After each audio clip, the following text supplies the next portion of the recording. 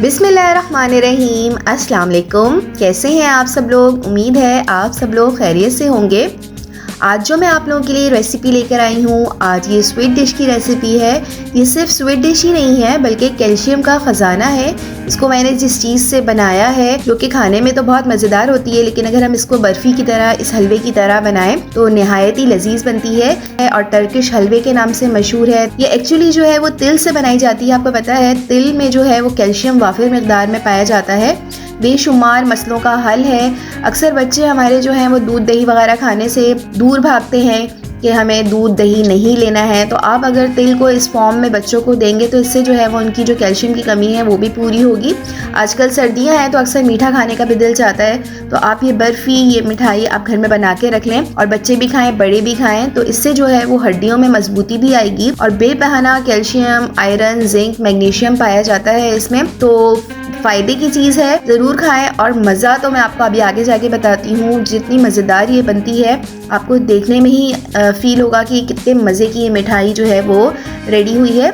चलिए सबसे पहले रेसिपी का स्टार्ट करते हैं। यहाँ मेरे पास कोई भी आप मेजरिंग कप ले लीजिए। ये रेसिपी दरअसल तिल से बनाई जाती है, तो यहाँ पर मैंने 1 कप का हिसाब रखा है। मैंने यहाँ पर 1 कप तिल लिए हैं। तो सबसे पहले जो है वो मैं चीनी को पीस लेती हूँ, क्योंकि इसमें पिसी हुई चीनी का इस्तेमाल है ताकि सारे काम फिर स्मूथली हो जाए। बीच में हमें फिर चीनी के लिए पीसने के लिए हमें रुकना पड़ेगा। तो सबसे पहले यहाँ पर मैंने इस कप की मेजरमेंट ली है। इसी कप के हिसाब से मैंने तिल लिए हैं और इसी कप के हिसाब से मैंने यहाँ पर चीनी ली है। सबसे पहले मैं इसको बारीक कर लेती हूँ, चीनी को बिल्कुल पाउडर फॉर्म में। ये चीनी पीस के आप अलग रख लीजिए। अब यहाँ पर मैंने इसी कप के हिसाब से मैंने यहाँ पर तिल लिए हैं। सफ़ेद तिल हैं ये हमारे पास, ग़िज़ाइयत से भरपूर होते हैं, मज़ेदार होते हैं। तिल बहुत सी गार्निशिंग, सैलेड वगैरह में भी खाए जाते हैं, लेकिन आज हम जो है तिल की मिठाई तैयार कर रहे हैं। तिल को सबसे पहले हम रोस्ट करेंगे। रोस्ट करने से ये होता है कि तिल का जायका जो है मज़ीद बढ़ जाता है। रोस्ट करने के लिए आपने जो है वो आंच बिल्कुल मीडियम रखनी है, तेज़ आंच पे बिल्कुल भी रोस्ट नहीं करना है। ज़्यादा रोस्ट कर देंगे, तिल को जला देंगे तो फिर मज़ा ख़राब हो जाएगा। हल्की आंच पे आप तिल को रोस्ट करते जाइए, मुसलसल चमचा चलाते हुए।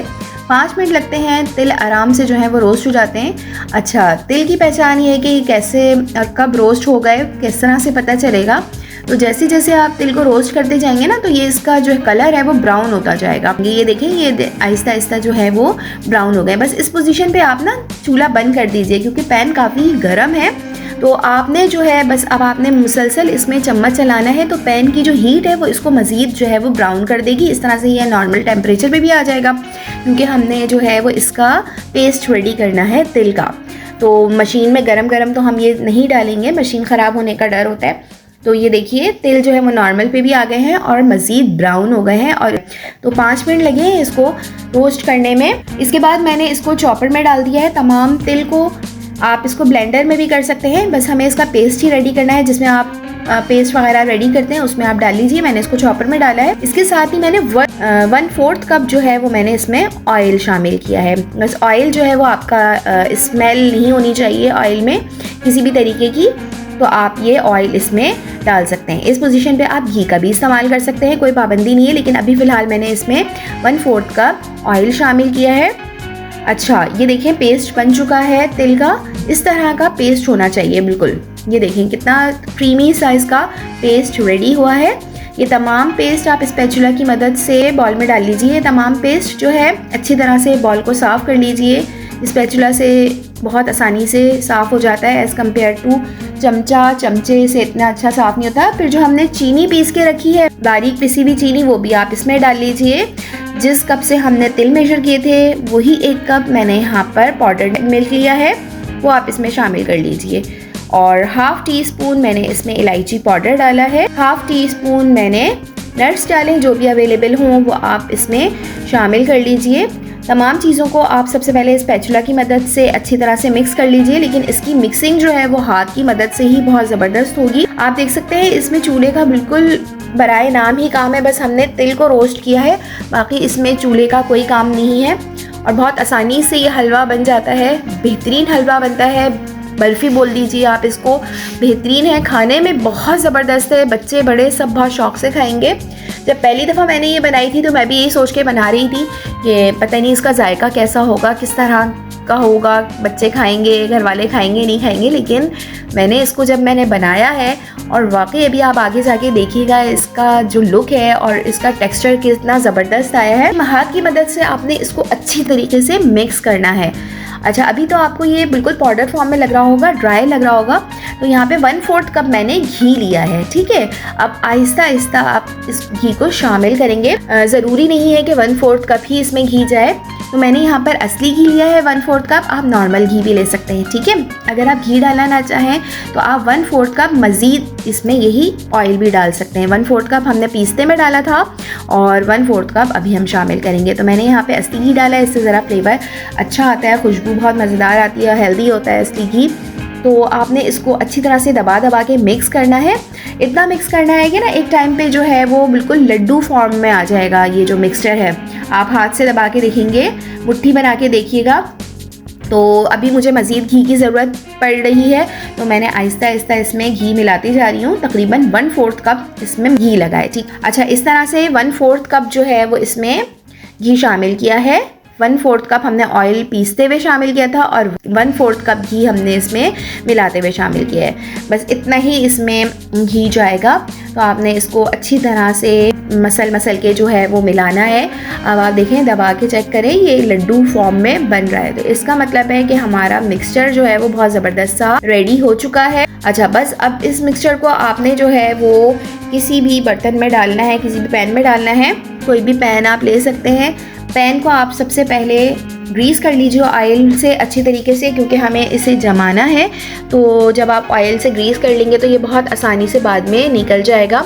तो ऑयल को आपने चारों तरफ अच्छी तरह से नीचे ऊपर अच्छी तरीके से आपने ब्रश की मदद से आप ऑयलिंग कर लीजिए पैन की। तो सबसे पहले जो है यहाँ पे मैंने नट्स डालनी है, ताकि जो है जब हम इसको उल्टा करके निकालेंगे तो नट्स ऊपर नज़र आएंगे, देखने में बहुत खूबसूरत लगते हैं। तो ये नट्स वगैरह जो हैं वो आप जो भी नट्स अवेलेबल हों आप इसमें शामिल कर दीजिए। हमारे पास पिस्ते बादाम थे तो मैंने वही कूट के जो है वो इसमें डाल दी हैं। अब आप ये हलवा इसमें डालना शुरू करें। ये देखें, बिल्कुल पाउडर फॉर्म में लग रहा है, लेकिन जब ये जमेगा तो बिल्कुल सेट हो जाएगा। तो चम्मच की मदद से अच्छी तरह से जमाते जाएं, चम्मच की मदद से प्रेस करते जाएं नीचे साइड पे। इसमें बीच में जो है वो बिल्कुल स्पेस नहीं होनी चाहिए। स्पेस होगी तो फिर हलवा जब हम निकालेंगे तो टूटने का डर हो। अच्छी तरह से आप चम्मच की मदद से बिल्कुल अच्छी तरह से प्रेस कर लीजिए, और ताकि इसमें स्पेस बिल्कुल भी ना हो। फिर हम इसको 2 घंटे के लिए फ्रिज में रखेंगे। अच्छी तरह से इसको लेबल कर लीजिए, प्रेस कर लीजिए। ये देखें, हलवा हमारा अच्छे से प्रेस हो चुका है और बिल्कुल जो है वो लेबल में आ चुका है। इसको 2 घंटे के लिए हम फ्रिज में रखते हैं। फिर 2 घंटे के बाद हम इसको निकालते हैं। बिल्कुल सेट हो जाता है 2 घंटे में। अच्छा, फ्रीज़र में नहीं रखना है, आपने फ्रिज में रखना है। 2 घंटे हो चुके हैं हलवे को। ये देखें, मैं अब इसको जो है सबसे पहले जो है आपने छुरी की मदद से इसके किनारे से इसको अलग करना है, ताकि ये आराम से निकल जाए और टूटे भी नहीं। तो छुरी की मदद से आपने चारों तरफ से किनारे अलग कर लीजिए, बहुत आराम से निकल जाता है ये हलवा, कोई मुश्किल नहीं होती और बिल्कुल भी नहीं टूटेगा, ये हलवा आराम से निकल जाएगा। इसको देखें, मैं निकाल कर दिखाती हूँ आपको। आप ये देख सकते हैं कितना ज़बरदस्त सा हमारा हलवा रेडी हुआ है, और ये देखें कितना आराम से जो है वो निकल गया है, और इसकी खुशबू बहुत ज़बरदस्त आ रही है, बहुत मज़ेदार सा खुशबूदार ये तिल की बर्फ़ी रेडी होती है। और ग़िज़ाइयत के अतबार से, हेल्थ पॉइंट ऑफ व्यू से बहुत ज़बरदस्त है। और सर्दियों में तो अक्सर दिल चाहता है खाने के बाद कुछ मीठा हो जाए, कुछ मीठा खाने को मिल जाए। तो आप ये बर्फ़ी बना के आराम से एयर टाइट बॉक्स में फ्रिज में रख सकते हैं और आप इसको खा सकते हैं। वैसे ये इतना लंबा चलती नहीं है, घर वाले सारी खा के ख़त्म कर देते हैं। ये इतने मज़े की होती है कि इसको खाएं तो ये बिल्कुल मुंह में ऐसी मक्खन की तरह घुल जाती है। आप लोग ज़रूर ट्राई कीजिएगा और मुझे बताइएगा कि आप लोगों ने पहले ये बर्फ़ी बनाई है। जिन्होंने बनाई है तो मुझे कमेंट बॉक्स में ज़रूर बताइएगा, और जो पहली दफ़ा इस रेसिपी को ट्राई करें तो वो भी मुझे बताइएगा कि आप लोगों की बर्फ़ी कैसी तैयार हुई है। मैं इसको आपको काट के भी दिखाती हूँ। ये देखें, आपको अंदाज़ा हो रहा होगा छुरी मेरी कितनी आराम से जो है वो काट रही है इस बर्फ़ी को, और देखने ही अंदाज़ा हो रहा होगा कि कितनी सॉफ्ट और खस्ता ये बर्फ़ी, ये मिठाई, ये टर्किश हलवा ये रेडी हुआ है। इसको आप जिस शेप में भी काटना चाहें काट लीजिए, और ये देख सकते हैं आप। मैं इसको तोड़ के भी दिखाती हूँ आपको। देखिए कितने मज़े की, कितनी ज़बरदस्त सी ये रेडी हुई है। खाने में भी बेहतरीन है, आप मुंह में डालेंगे और घुल जाएगी ये, और इतने मज़े की है कि आपका हाथ नहीं रुकेगा। आप एक दफ़ा इस बर्फ़ी को ज़रूर ट्राई कीजिएगा, बहुत डिफरेंट फ्लेवर है, बहुत मज़ेदार है।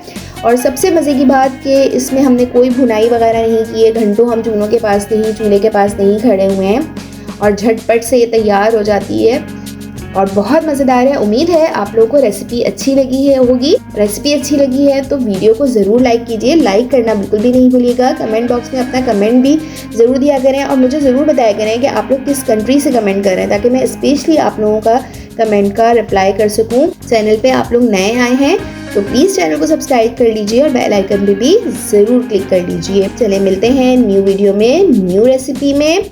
तो हमें याद रखिएगा, अपना बहुत ख्याल रखिएगा। जब तक के लिए अल्लाह हाफिज़।